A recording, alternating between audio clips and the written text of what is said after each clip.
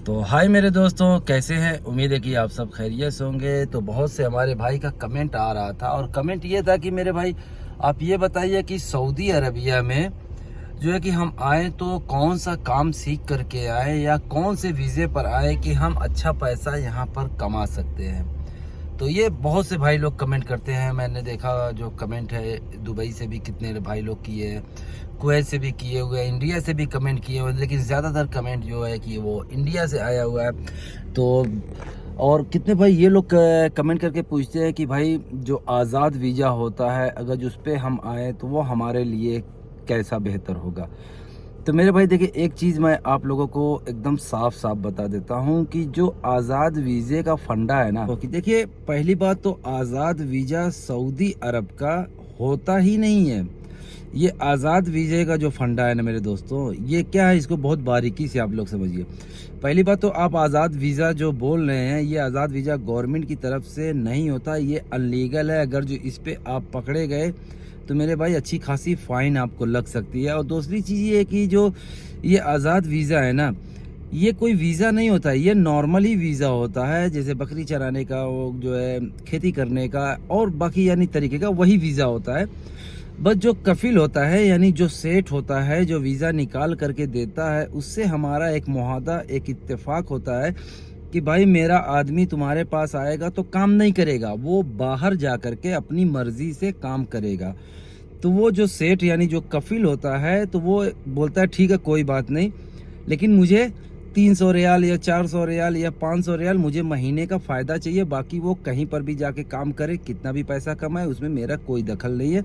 तो लोग इसी को आज़ाद वीज़े का नाम दे दिए हुए हैं, लेकिन ये अनलीगल है।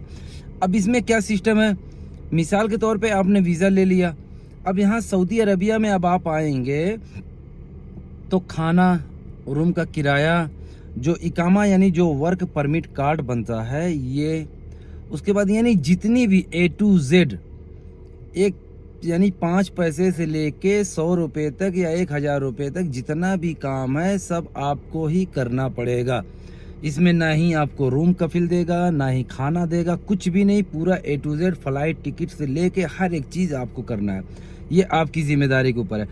अब आज़ाद वीज़े पर आप आएँ तो बहुत सोच समझ करके आएँ कि मेरे भाई आप यहाँ पर काम जो है ढूंढ करके कर लेंगे, क्योंकि किसी के भरोसे पे आज़ाद वीज़े पे सऊदी अरबिया में मत आए। क्योंकि देखिए कोई भी आदमी यहाँ पर खुद परेशान होता है, वो अपने काम के चक्कर में रहता है, तो वो आपको कहाँ से काम ढूंढ करके देगा, ठीक है। या तो बहुत भाई की जो पहचान होती है, या जो पहले से ही यहाँ पर फ्री वीज़े पर यानी जो बाहर काम कर रहा है, अगर उसके थ्रू आएंगे तो हो सकता है वो कहीं ना कहीं आपको काम पे लगा दे।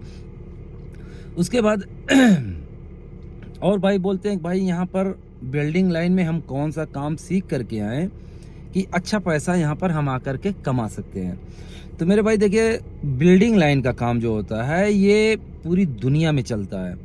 बिल्डिंग लाइन का काम आप कोई सा भी काम सीख करके आए, इलेक्ट्रिक का, प्लम्बर का, पेंटिंग का, जिप्सन बोर्ड का, जोड़ैया का, प्लास्टर का, टाइल्स का, यानी जितने भी काम ये होते हैं बिल्डिंग लाइन के, आप कोई सा भी काम अगर सीख करके आएंगे तो अच्छा पैसा कमाएंगे। और हेल्परी अगर जो आप करेंगे बिल्डिंग लाइन में तो भी आप अच्छा पैसा कमाएंगे। यानी एक दिन की अगर जो मान लीजिए आप प्लास्टर वाले के साथ या टाइल्स वाले के साथ या जो जोड़ैया का काम करते हैं उनके साथ आप काम करेंगे तो पकड़ के चलिए स्टार्टिंग में 100 रियाल आपको दिहाड़ी मिलेगी। तो अगर 100 रियाल दिहाड़ी मिल रही है तो आप कैलकुलेट कर लीजिए महीने का, अगर 30 दिन आप काम करेंगे तो 3000 रियाल। अब 3000 रियाल का मतलब इंडिया का 60,000 रुपया, 60-62,000 रुपया बन जाता है। तो लेकिन कभी भी ये चीज़ कैलकुलेट मत करिए कि 100 रियाल मुझे मिल रहा है तो 30 दिन, क्योंकि क्या होता है कि कभी कभी ऐसा होता है कि आपको 30 दिन काम मिलता है, कभी कभी ये होता है कि महीने में 10 दिन काम मिलता है, और कभी कभी ये होता है मेरे भाई कि पूरे महीने आपको सोना पड़ जाता है। तो इसलिए जो आज़ाद वीज़े वाला सिस्टम है तो बहुत सोच समझ करके आए। बाकी देखिए जो कंपनी होती है, कंपनी में आप आएंगे तो कोई कोई कंपनी इकामा, रूम, खाना और टिकट आने जाने का सब कुछ देती है। कोई कोई कंपनी टिकट देगी, रूम देगी, खाना नहीं देगी। या जो वर्क परमिट कार्ड होता है ये बनता है महंगा, तो कोई कंपनी बोलेगी कि आधा तुम दो आधा मैं देता हूँ। या कोई कंपनी बोलेगी कि भाई जो है टिकट मेरा है, खाना मेरा है, लेकिन वर्क परमिट, रूम ये सब तुम्हारा है। या तो ऐसे ही सिस्टम होते हैं। और तनख्वाह जो होती है कंपनी में ज़्यादा से ज़्यादा आपको 12 से 1500 रियाल, इससे ज़्यादा तनख्वाह मेरे भाई नहीं मिलेगी। हाँ, आप जैसे जैसे पुराने होते जाएंगे आपको तनख्वाह मिलती चली जाए, जो है मतलब साल 2 साल पे अगर अच्छी कंपनी में आए हुए हैं तो साल 2 साल में वो आपकी तनख्वाह बढ़ाती चली जाएगी। अब कितने भाई आते हैं, क्या होता है ना, एक जलन होती है, समझ गया ना।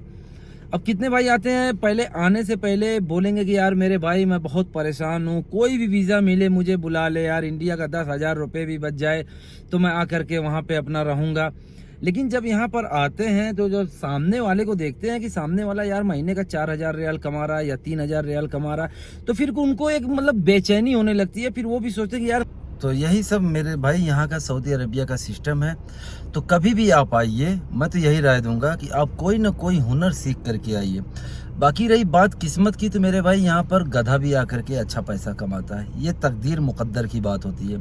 लेकिन मैं यही कहूँगा कि मेरे भाई आए सऊदी अरब में या किसी भी अरब कंट्री में या किसी भी मुल्क में आप जा रहे हैं, तो कोई भी काम आप सीख करके आए तो ये आपके लिए सबसे बेस्ट होगा। तो ये थी वीडियो अच्छी लगी हो तो चैनल को सब्सक्राइब ज़रूर करिएगा।